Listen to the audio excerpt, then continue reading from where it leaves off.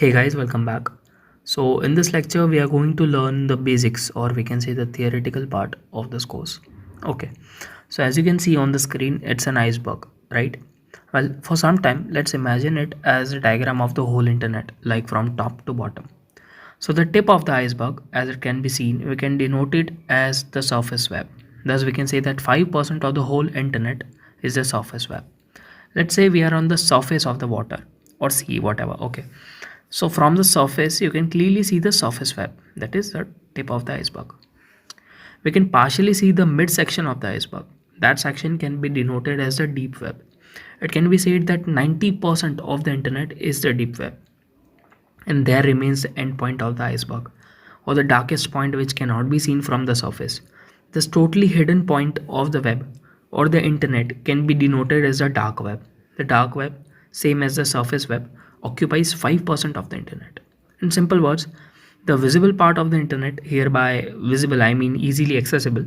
So the easily accessible part of the internet is the surface web. The partially visible area can be called as a deep web, and the totally dark or the hidden area of the internet can be called as a dark web. So the surface web is easily accessible by the browsers like Chrome, Mozilla Firefox, Opera or Safari. We can find websites such as Amazon or YouTube, Wikipedia and even Facebook on the surface web.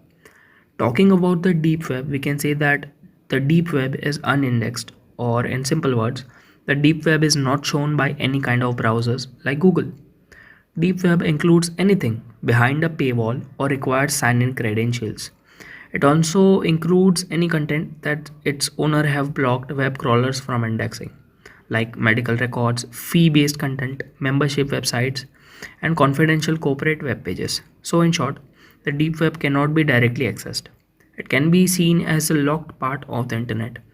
Unlike before taking a Netflix subscription, you are on the Netflix website located on the surface web.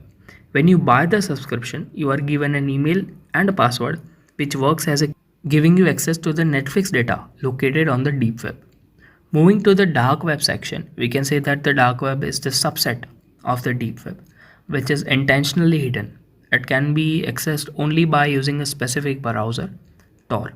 Actually, no one really knows the size of the dark web, but most estimates put it around 5% of the total internet. After briefly learning about the dark web, one question arises. Why do we actually need the dark web? What's the problem with the surface web? So, there are many points which can be considered as the answer of this question. We'll discuss some of them briefly. First of all, to understand the importance of the dark web, let's quickly talk about the history of the dark web. In computer network known as ARPANET, ARPANET, Advanced Research Projects Agency Network, was developed in early 60s for better communication between computers. During the time of Cold War, the government started using it for security purposes, mainly dealing for arms. The biggest factor of security here was again anonymity. It was launched for public use in late 90s, and due to the anonymity factor, it gained interest among people. It was mainly used for visiting a banned website or service in a particular state or a country. Like in some countries, Facebook is banned, but people can access the Facebook version on the dark web without being identified. Which takes us to our second point, internet freedom. While you are surfing the internet, there are possibilities that you are being tracked, even by the government sometimes. The websites you visit, your digital footprint is being tracked. Even Google tracks it, totally violating your privacy. Well, that's where the dark web comes. Total anonymity can give you full access, like right of thought or right of speech on the internet. The next point would be anonymity. The dark web keeps you totally anonymous. Your digital footprint or the transaction details cannot be tracked, and that's super awesome. What will you find on the dark web? Well, sadly, majority of the dark web is filled with illegal stuff. You can buy credit card numbers, all manners of drugs, guns, counterfeit money, stolen subscription credentials, hacked Netflix accounts, softwares that help you break into people's computers, and many more. You can easily buy login credentials of a $50,000 bank account in Bank of America for $500. You can get $3,000 in counterfeit $20 bills for $600 only. You can even buy 7 prepaid debit cards or even PayPal accounts each with $2,500 balance for $500. A lifetime Netflix premium account goes for $6. You can even hire hackers to attack computers for you. You can even buy fake identity cards like passports to create a completely new and unique ID of yourself. But majority of the service providers are scammers, so don't ever fall for this.